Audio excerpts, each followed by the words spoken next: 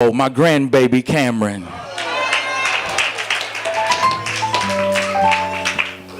We're going to go ahead and get this started. Luke chapter 23 and verse 34. He says, "Then said Jesus, Father, forgive them, for they know not what they do. And they parted his raiment and cast lots." And the word of the Lord is blessed.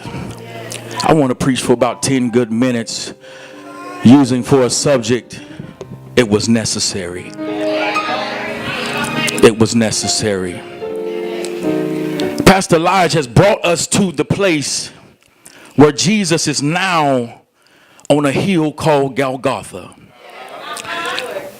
And they put him on a cross.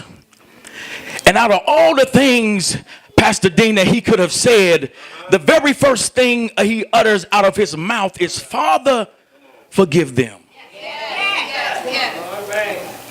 After going through the beating, after they spit on him, they laughed at him, the first thing Jesus says on the cross is, "Father, forgive them." How many of us can get our deliverance tonight by being honest and saying, "Preacher, after all the hell they put me through, the last thing I want to do is forgive them"? God help me. They mistreated me. They put their hands on me. They talked about me.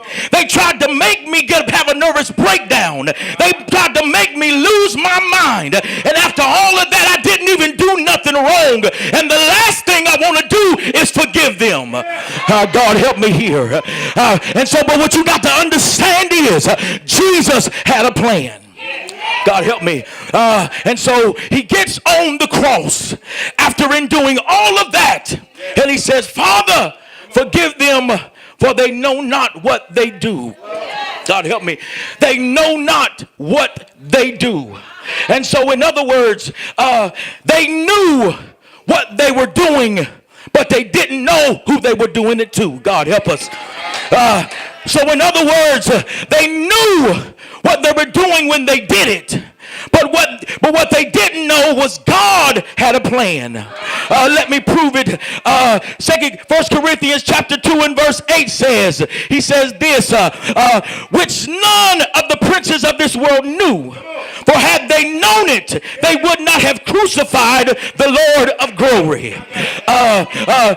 The devil knows that God has a plan. But watch this. But he don't know what God's plan is. Because if he knew the hell he put on you, it was that he was pushing you closer to your destiny. God help me. He would have left you alone. He wouldn't have put you through the hell. He wouldn't have put you through what he thought he was going to kill you. Because if he knew what God was up to, God help us. God help me here.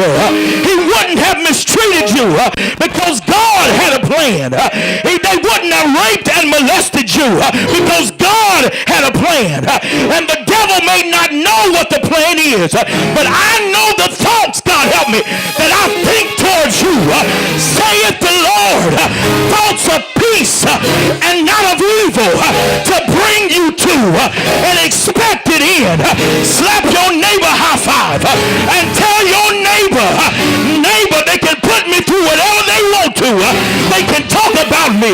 They can lie on me. But God got a plan.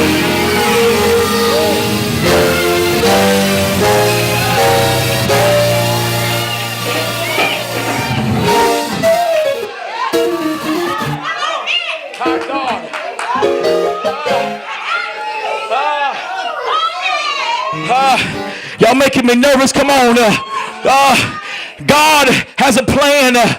Look at your neighbor one more time and say, God got a plan. He says, watch this. He forgives them, God help me, before there was a sacrifice. Woo. God help me.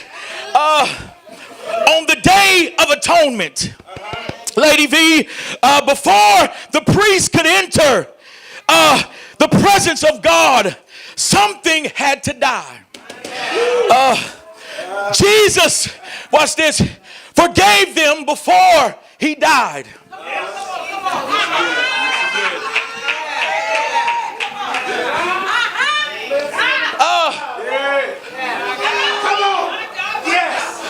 So Apostle Dudley, if Jesus forgave them before he died, then that suggests he had to die somewhere else. God help me.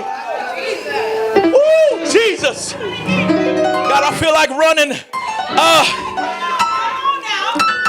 In order, this is for all the students in the house. In order for something or someone could be forgiving, something or someone had to die.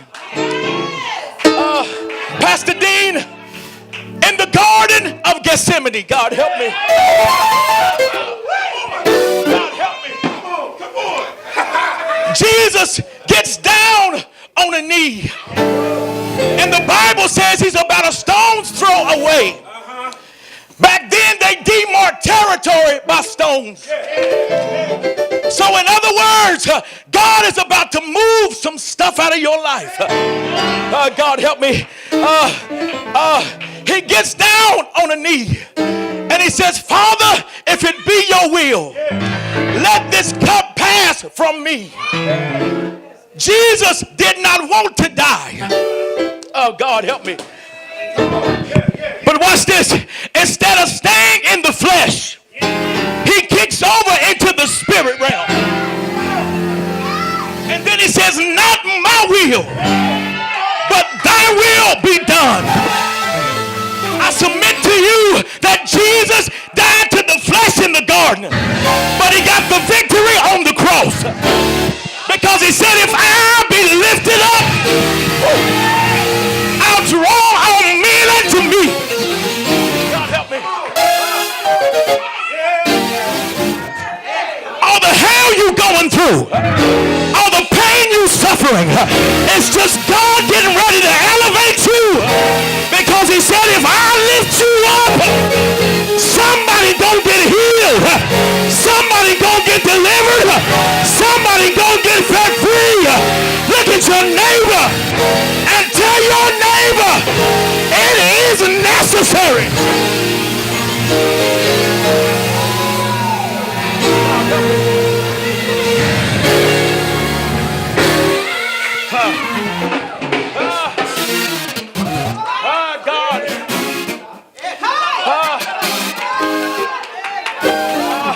It was necessary. He says, preacher, right here in the second row, I just want to, can I divert real quick? All the hell you've been going through over the last 6 months, God says, eyes have not seen. God help me. He says he's bringing you to a place. God help me.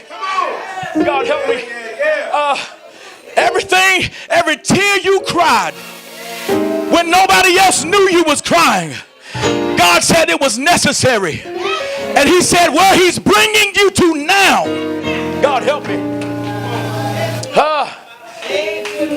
God said all you got to do is praise him on the victory.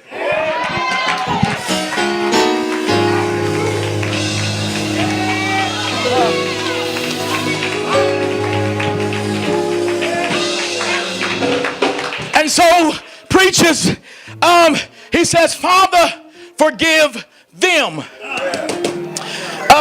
When Jesus says this, he wasn't talking to the soldiers that put him on the cross.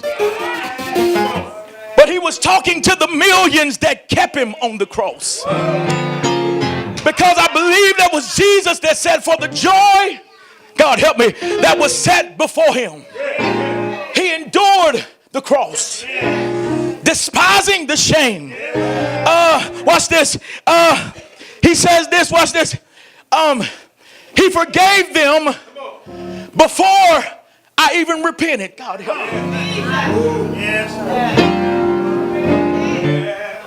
God help me. He forgave me before I even confessed my sin. The Bible says that he is faithful. When you look at the root word faithful, it means before and after. God help me. So before I confessed my sins, he forgave me. After I repented of my sins, he forgave me. God help me.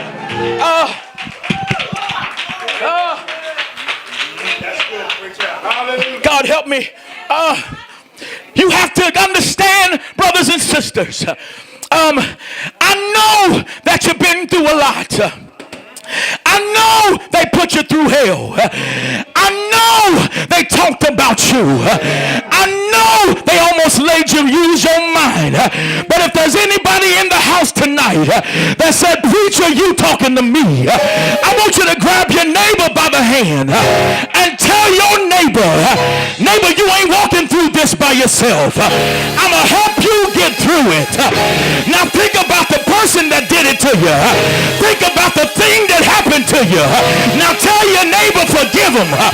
Forgive it. I know they put your hands on you, but forgive them. I know they raped you, but forgive them, because forgiveness is not for them. Forgiveness is for you. You can't die with unforgiveness in your heart. Look at your neighbor one more time. Pull them and tug them. Tug them and pull them. And tell your neighbor, let it go. Let them go. Let it go. Let them go. Let it go. Let them go. Let it go. Let them go. I know they hurt you, but let it go. I know they mistreated you, but let it go. Slap your neighbor one more time and tell your neighbor, let it go.